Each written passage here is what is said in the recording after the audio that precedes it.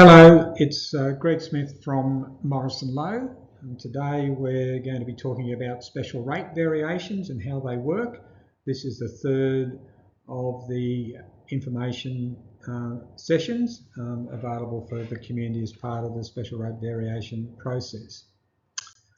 Morrison Lowe, we've been operating since 2000 and we are local government specialists, all things local government except for planning and information technology.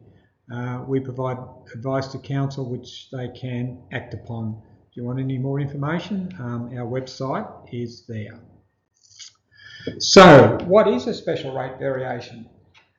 So this is where if councils want to increase their rates by more than the rate peg amount, they can do this in accordance with the Office of Local Government guidelines. Often these special rate variation requests are really to provide adequate or enough funding to provide current levels of services, facilities and assets to the community. Council must make application to the Independent Pricing and Regulatory Tribunal. This independent state entity, they're the organisation that assesses and approves the special rate variations. They've been in operation since 2011 and they assess the SRV applications in accordance with criteria issued by the local Office of Local Government, which we'll talk about in a moment. As part of that assessment process, the community can provide or can make submissions, and we'll talk about when that occurs.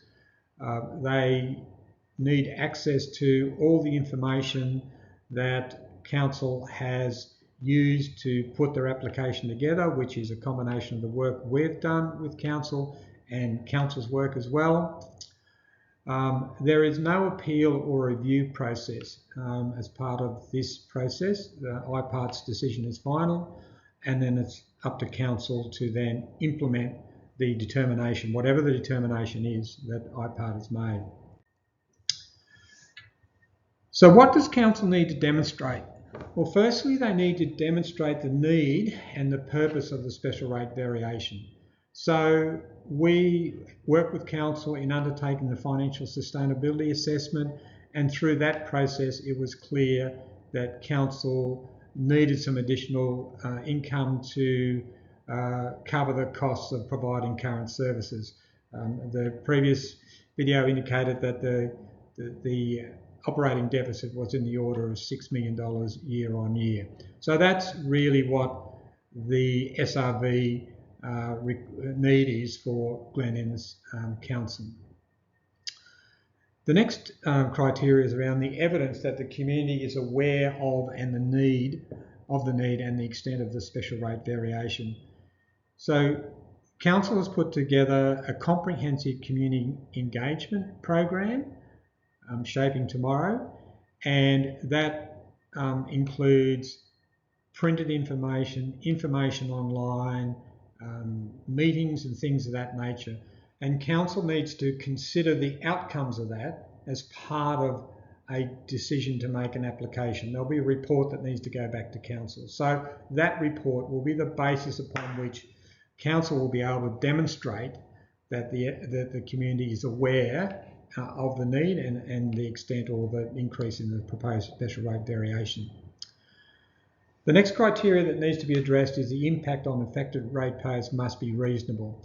And I go back to that work we did alongside council that basically highlighted the problem that we're trying to solve there is to have council have a break-even position and not run operating deficits. So the special rate variation proposals only are seeking to increase the rates to close that gap.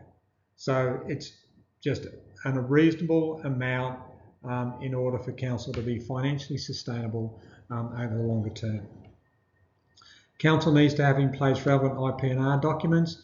Those are the community strategic plan, the delivery program, the operational plan, the long-term financial plan and the asset management strategies and plans. They're all in place and they are part of the community engagement process that's going to occur over April, May and early June. One of the critical criteria that councils need to demonstrate is that they've looked at productivity improvements, and council has. They've included in the order of $2 million worth of savings in 25-26 and 26-27, and further savings going out over the next 5 years. So council has done some really good work in identifying those savings and including them in the budgets and the long-term financial forecasts. And finally, any other matter that IPART considers relevant. At this stage, we don't see anything else at this point, so there's nothing more to add in terms of consideration there. If you're looking for the SRV information, please go to Council's website on Have Your Say landing page. All the information is there. So what is the timing of the special rate variation? Well, at the moment, Council will consider whether they engage the community with the special rate variation in April. That community engagement period will be April, May, June. At the end of that, Council will need to consider that feedback and then make a decision as to whether they'll make an application for a special rate variation. If they do so, they need to advise IPART that they intend to do that by November 25 this year, and then they need to submit their special rate application by early February in 2026. IPART assess the special rate variation, and usually that determination comes out in May 26. But part of the assessment process, around March, IPART will seek community submissions on this proposed special rate variation. They will consider that and then make their determination. If they determine that the council can implement a special rate variation, that will go back to council, and in the June council meeting, council make a decision to implement it. And if they do, that will become effective from the 1st of July 2026. So if you're looking for some more information, again, please go to Council's website. All the information's there in relation to special rate variations. Visit the IPART website. They've got some great information there on special rate variations and rate pegs. And also have a look at the other presentations. Thank you.